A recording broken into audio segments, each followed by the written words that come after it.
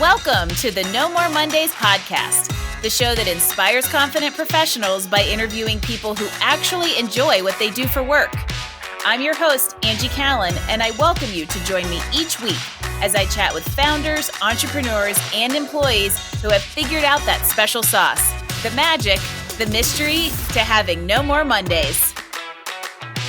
Hey there, listeners, and welcome to another edition of the No More Mondays podcast. As always, I'm super excited you decided to join us for this episode called The Video Game of Life. I am not sure where to even begin with Jules Porter. She's an attorney, she's got an MBA, she's a theologist, she's a Marine Corps veteran. Pick the label that resonates most with you because she's got them all and more. Jules clearly has a passion for learning and education, which she's now supporting directly through her own video game company. Seraph7 Studios focuses on the gamification of STEAM work-study programs through diverse heroes and storylines. And as a former female engineer, it definitely resonates with me. And this whole effort even helped Jules get onto Minnesota's list of top 20 technopreneurs. I couldn't be more excited to dig into everything that she's got going on, both in the video game industry and more, and from career transitions to entrepreneurship and more letters behind her name than the alphabet. We're going to just go ahead and dive in and give a warm welcome to Jules Porter. Jules, welcome to No More Mondays. Thank you so much for having me. I'm excited to get to know more, and I know that they're really going to kind of fascinate and inspire our listeners. So let's start with Seraph7 Studios. So tell everybody a little bit more of how this came to life and kind of the work you're doing there. So I really saw Seraph7 as just a natural progression of, one, being a Marine Corps veteran and still having this passion for really serving the community and serving the nation. Two, just being the St. Thomas law student, caring about social justice at a time when, here in Minnesota, we had just had the killings of Jamar Clark and Philando Castile at that time. And of course, Justine Demond. And then three, really just at St. Thomas, we also had this spiritual journey retreat, and we really talked about finding our callings and how we can identify, what our natural skills and talents are. What are the things in our life that really motivate us, that we're really passionate about, and that we're just naturally good at? And then looking at the community, what does our community really need from us that we can give, and how can we use those skills and talents in order to meet the needs of our community? And then once you kind of find that synergy and you move forward, do you have this natural momentum behind it? Does it inspire other people as well? And I believe that I found that. Not only do I believe that the law is my calling, but also this kind of creative use and creative ideas behind social justice is another thing that I feel is a huge part of my calling. I think for so long, we've been chanting the same chants at protests for the same reasons for generations.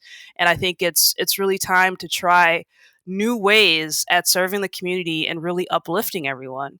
When I was a kid, I remember Senator Paul Wellstone, and he gave this really great quote that always stuck with me. It was, when you lift from the bottom, everybody rises. And so my goal is, how can I just help everybody rise? And how can I help some parts of our nation really heal and come to a better understanding of one another? There's so many little things here that we're going to end up coming back to, and just specific pieces I like to kind of touch on here. I'll go back to the fact that you said something that I also kind of believe to be true, is that law doesn't necessarily invoke change. If anything, maybe it does exactly the opposite. And you've kind of found a way to work around that. And you've given us bits and pieces of kind of like how you got to this point. But I mean, you were in the Marine Corps, you studied aeronautics, you have a theology degree. Like, how does this all come together as far as like the backstory of really even just how you got to the practice of law and found that first kind of, I'm going to say, passion that really everything else lined up behind? How'd you get here? Well, when I was a kid, first of all, my parents, they both went to HBCU. So those are historical Black colleges and university. And my mom was a principal.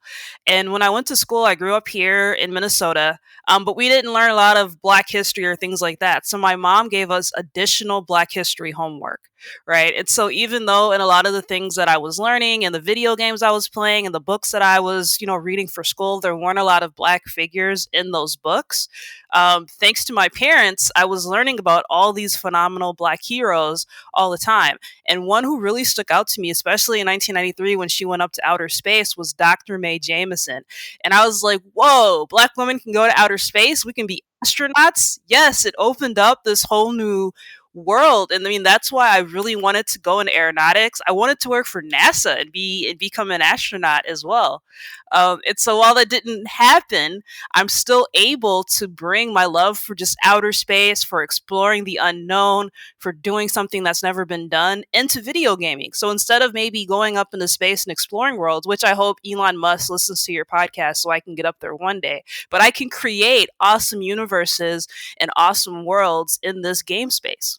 We're totally going to tag Elon Musk because I think that's the only way he's ever going to listen to No More Mondays. But I love this idea. I actually feel like it's really interesting, like how full circle things come, or just how things that happen in our childhood really create an influence that can seem inconsequential, but can be so significant. Of this idea that you had this hero, and now you're creating heroes via video games for others.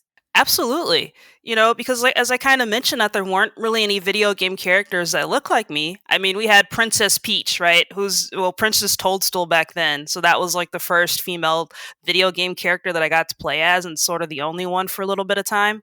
But it's really important because now I like to play video games with my nephew, and my nephew is now 13 years old. But I realized a few years back that, man, there weren't games that I could pick up to play with my nephew where he could see himself as a hero or even just a positive character in the games that we were playing. The way Black people were depicted in video gaming, especially Black men, were gangsters, mobsters, drug dealers, Black women as prostitutes. It was, or I should say it is, horrible, right? And that just hasn't been my experience of what being Black is. And there are so many awesome Black heroes out there, people who did great stuff, whose stories have just never been told in the gaming space, or even a similar story told in the gaming space about Black folks. And it's really time to change that, because what you have is you basically have a world where now not only do Black kids not see themselves as heroes in the games that they're playing, but people outside of our community, where media is so important for how they come to understand the Black community, are also not playing games or not seeing Black people in positive roles or as heroes. And these games now, they're not like Pong back in the day. I mean, these are like immersive virtual experience. It's like playing an interactive movie. And the games last 60 to 100 hours. So that's 60 to 100 hours where negative stereotypes of Black folks are being reinforced. And that's not even to get into the way women are portrayed in gaming, super hypersexualized, and just so inappropriate and so unrealistic. In half of the video game industry, about 46 to 48% are women who are playing these games. And I think it's also a missed opportunity to not give us more various roles of women in gaming, because we're all so different. I'm curious from a career perspective, like how does all this fit together? So is Seraph7 your full-time job and that's where you practice law?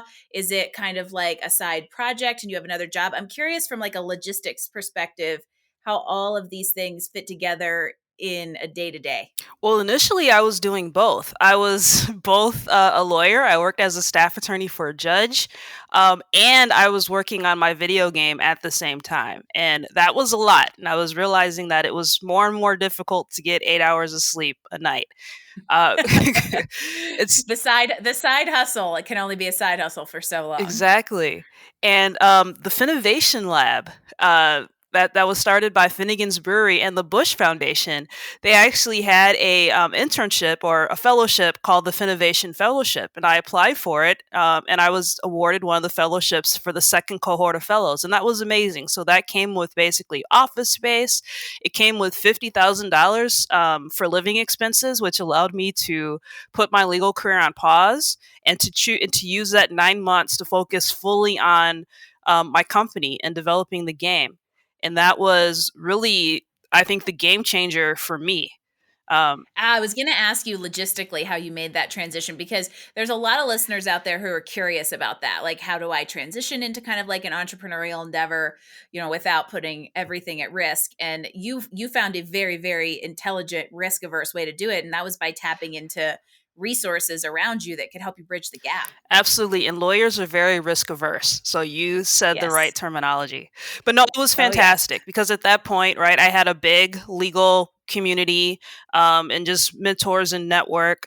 And sort of in business, I was sort of growing one in the traditional business sense, but I wasn't really tapped into the entrepreneurship network. And so the Finovation Fellowship also helped me greatly with that, getting mentors and just getting to know more colleagues in the space. And it was fantastic. One of the things we're really that I've decided I want to highlight on this season of the No More Mondays podcast is mentorship and how it's really impacted us. So it's definitely aligned with what you're doing at Seraph7, but I'd love to know how it shaped your career, whether it was in that kind of incubator setting or earlier on in life. Yeah, and I actually have to go back to St. Thomas again. At St. Thomas, the law school, every law student has a mentor, and there's kind of a supported mentorship program. That was awesome. And so each year, since I was so new to the profession and I didn't know lawyers before law school, I asked for two mentors. And the people who were my mentors all throughout law school are still my mentors today. I was able to develop such a great relationship. And they're some of my biggest cheerleaders. And I forgot to mention before, but I am still active in the legal community, even though I am working full time on my game. So I do a lot of volunteer stuff. I'm on the board of the Minnesota Association of Black Lawyers.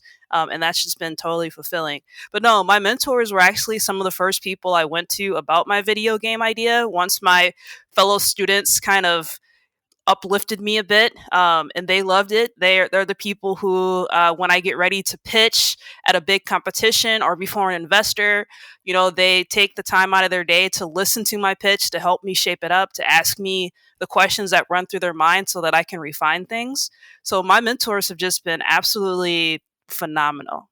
That's awesome. And I'm curious as far as the video game piece goes. It's such a unique avenue and media. Where do you find it resonating when you are kind of pitching? Who's using it and who's taking advantage of it? Well, what I found is, initially I thought I would need to put more of a video game spin on the pitch. But what I learned, especially through the fellowship program, were that my first backers and my first supporters are people who really care about the social impact of my company. And so you kind of mentioned it before, but in addition to making video games, and when my game comes out, it looks like I will be the first Black woman to launch a video game on PlayStation, Xbox, and Nintendo. But Woohoo! in addition to that, I know it's exciting. That's amazing. In addition to that, we teach high school students in 10th, 11th, and 12th grade, it's a 3-year program, how to do the same, how to develop video games, with the goal of having these students be career ready upon graduation, not only for a career in video games, but also just for a career in STEM or tech or wherever they would like to go in that space and really uplift them in their economic potential. And so that really resonates with the people that I talk with. And so I really lean on changing, well, I guess combating racism and sexism in a unique way, but also giving kids the skills that they need to really be competitive in this new landscape. And it's obviously it's a growing field. Technology as a whole, and there needs to be more there needs to be more representation in it. And this idea of gamification is very trending across kind of like all facets, whether it's quite literally video games or even like gamification of marketing or online learning or whatever it is. So you're kind of like definitely operating at the sweet spot. And we're going to celebrate big time when you get the official distinction of being the first Black woman to release a mainstream video game on all the key platforms. Absolutely. And part of my curriculum for the video game education piece too is a little bit of the metaverse. So I hope to be also the first Black woman to create her own metaverse. So what it is I have part of the program, since I want the students to not only get high school credit, but to also get college credit and a certificate of completion from a college to really make their resume shine. But as part of that, I'm making a virtual reality space. So these kids will actually go to school on this virtual reality campus for part of the class. They'll be able to interact with each other in this VR space. They'll be able to develop a skate park, or they'll be able to develop different games. And so it'll be really, really dope. And so they'll be able to put on their resume, not only did they attend classes in VR, but they were actually able to further develop part of this VR space and this VR campus, which I think is just going to be really, really amazing. And it also allows students with disabilities to more fully engage in the curriculum than sometimes they can in an in-person classroom. Support people have more access to things with the virtual world, less distractions. the kind of sky's the limit. And if for those of you out there listening, if there was one thing you take away from this conversation so far, it's that really no dream is impossible, because there's a lot of like big disruptive paving the way stuff going on here with just this one human who has emissions and saw potential. Absolutely. I would tell people absolutely pursue your dreams. And sometimes your dreams manifest in ways that you didn't even anticipate. You might have thought it would come about one way and it came about a completely different way. I mean, 3 years ago, I wouldn't think that here I am talking about developing, a metaverse space, right, for kids to go to school. And I also didn't think before I was able to get the education team started that this program would go from being a 1-year program to a 3-year program and really give these kids the skills that they need. I mean, I think it's really cool that not only can I share my imagination, but I'm just one person, but I'm also now able to help inspire kids to also share their imagination, their perspective, share the stories that really resonate with them. And so it's like building an army of change makers. And it's just amazing. So yes, inspiration's contagious. Point. I like that you aren't you have a lot of ideas, and I appreciate that, because I'm pretty sure that my husband has an automatic off switch when he hears, "Hey honey, I have an idea." But you're not afraid to explore them and kind of test them out and see where they go, and if one doesn't work, you move on. And I think that that's a really important thing about what you have going on, is that it's one, the awareness around what you really want to do, what those passions and dreams are, and testing out what ideas are going to support it and actually make it a reality. Yeah, and it does take it takes a lot, right? It takes a lot of gusto, I guess you could kind of say. I think it does help that my fallback career is being a lawyer. I think that's extremely helpful. It can be a bit difficult if my fallback career was something else or even nothing. And so, stepping out, I guess, on faith, but planned faith, I would say, well researched faith, um, is sometimes scary but necessary. Yeah, you're taking an educated kind of calculated risk. And so I'm going to kind of change gears, but this is all very like moving in the direction that I'm thinking. And it's really that you've got a lot happening, and probably have had even more in the past when you had, schools and all that kind of stuff going on. So I'm wondering what kind of like habits and routines you have adopted. How do you manage all of these things, all of the plates that are spinning, and how do you stay productive around all of these different initiatives? Oh man, I would say the key to my productivity is doing everything I can to get 8 hours of sleep. I learned in law school that if I don't get my 8 hours of sleep, something in my brain just doesn't function the way that I want it to. My memory isn't as awesome as I want it to be. So really prioritizing sleep is so important. And also just like prioritizing fun. Like every day, no matter how crazy busy I am, I try to have 30 minutes of fun. Whether that fun is I play a video game for 30 minutes or I go run around with my dog for 30 minutes. I just do something that's just fun for 30 minutes. I heard through the grapevine that you have a COVID pup that came to you through the pandemic. Yes, his name is Crypto. He's I love it. amazing. I'm a fellow dog mom, so I could just talk about the dog for an hour.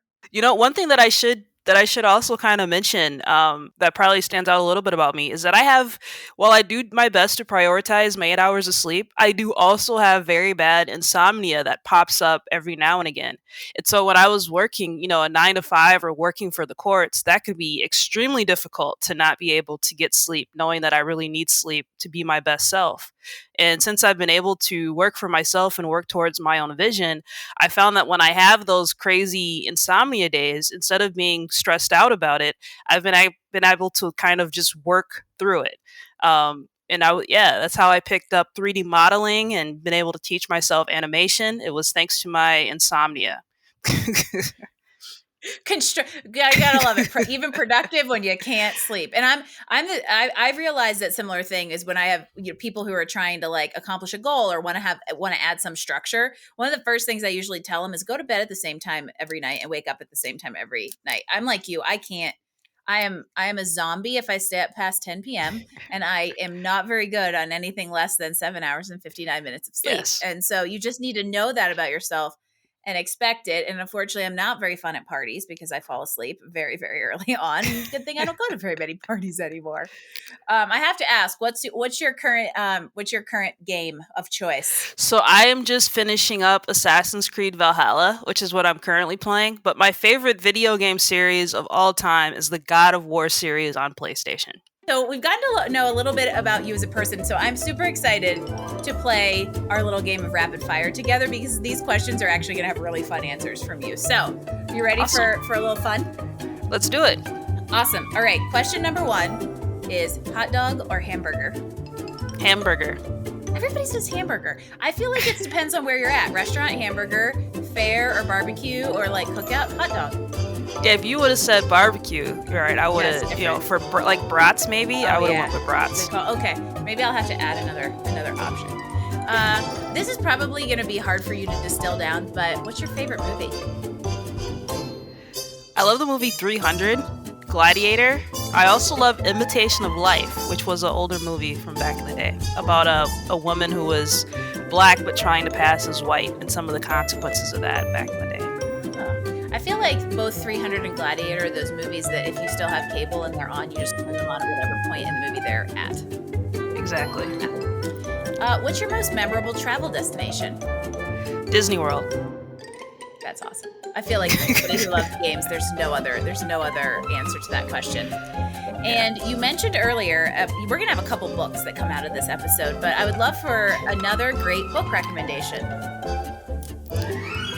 You know what? I almost said something lame. I'm just going to go with it. My very first thing was the Bible. I love the book of Isaiah in the Bible. But my favorite book of all time, besides the Bible, is Mama by Terry McMillan. I put a lot of food questions in rapid fire because I'm usually hungry. So if you decide to indulge, what's your favorite junk food? I like gelato. Oh, ice cream. I used to have what's your favorite ice cream flavor in rapid fire. So, it comes in here some way.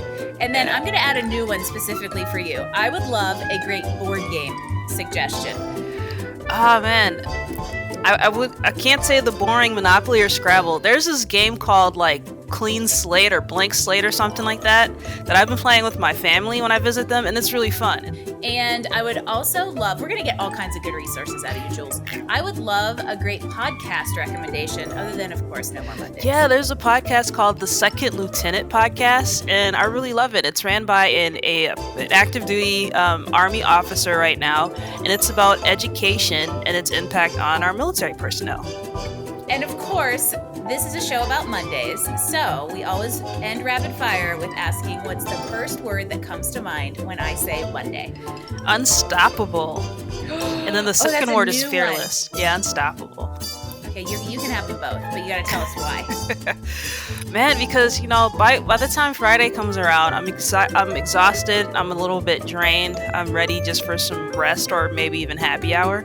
But when Monday comes around, I'm ready to go. I'm ready to hit this ground running. I'm ready to get things done. And the more I get done on Monday, the less I have to do on Friday. I feel like that is both a very great, emotional, mental, yet practical combination of why. And also just because you are both fearless and unstoppable. So it just fits all the way around. And as we kind of just move into wrapping things up, I want people to know how they can follow your journey. How do they find Seraph7? How do they find you? How does everybody keep in touch and follow all the exciting, really amazing things that you're up to? Absolutely. So my first game is about old people with superpowers. It's really hilarious. And you can watch our progress at Seraph7 Studios. And so Seraph is SERAPH, the number 7, and the word studios. And we will, of course, link all of that in the show notes. So if you visit nomoremondays.info, you'll be able to get all that stuff. And then what about you personally? How do they follow along in your journey as kind of a leader standing out in this space? The same thing. You know what? The thing about me is I'm not a big social media person. So you have to follow the company's social media. So Seraph7Studios.com. Say that 3 times fast. And as we wrap things up, I would love to get kind of just yet another pearl of wisdom, another gold nugget. So whether it's a quote, whether it's a great piece of advice, what can our listeners do to get one step closer to an enjoyable career? Yes. So here's where this awesome quote that I came across it a year ago and I love it. And it is, be patient with yourself because nothing in nature blooms all year. It's so good. We just are not very good at giving ourselves grace. And I feel like Exactly. that's, yeah, you have to be patient with yourself. These things don't happen overnight. When we were talking earlier, I think there was a point when you were talking through your journey and basically alluded to that fact that, you gotta kind of, so things take a process. So be patient and trust that it will come. Exactly. I love it. Read that quote one more time for us. It is, be patient with yourself because nothing in nature blooms all year. There you go. Perfect parting words for an exceptional conversation. Jules, thank you so much for just sharing so much about your career journey, about what you're doing to kind of disrupt and influence and impact others who are going to go on to amazing careers. This has been such a jam-packed conversation. I love it. We could go on forever. And I really appreciate you being part of the No More Mondays and being here on my show. Thank you so much for having me. This was so much fun. And be sure to follow Jules, whether you're a gamer or not. She's doing awesome things. And I have a feeling that we're going to be celebrating her accomplishments for a long time to come. So we're so glad that she took part in the No More Mondays movement. And as always, we love hearing what people are doing as they figure out how to enjoy life and work. And Jules is no exception. If anything, she's a great example of that. And for those of you out there listening, I would love for you to subscribe to No More Mondays wherever you get your podcasts. Leave us a 5-star rating. It's a huge help as we continue to inspire confident professionals everywhere with these amazing stories and resources that people like Jules are creating. And if you would like to leave us comments, feedback, or guest suggestions, visit us online at nomoremondays.info. Thanks for listening to this episode of No More Mondays. We hoped you grabbed some great insights to help you improve your professional satisfaction. Please visit us at Apple iTunes and give us a rating so we can continue to offer you awesome interviews and content each week. No More Mondays. New episodes drop every Wednesday. No More Mondays is brought to you by Career Benders, Inc. in partnership with executive producer Jane Durkee. For more information about career coaching, resume writing, personal branding, recruiting, and entrepreneurship coaching services, visit our website at careerbenders.com. That's careerbenders, B as in boy, S as in Sam.com. This is your host, Angie Callen, signing off. Until next week when we chat with another inspired, confident professional.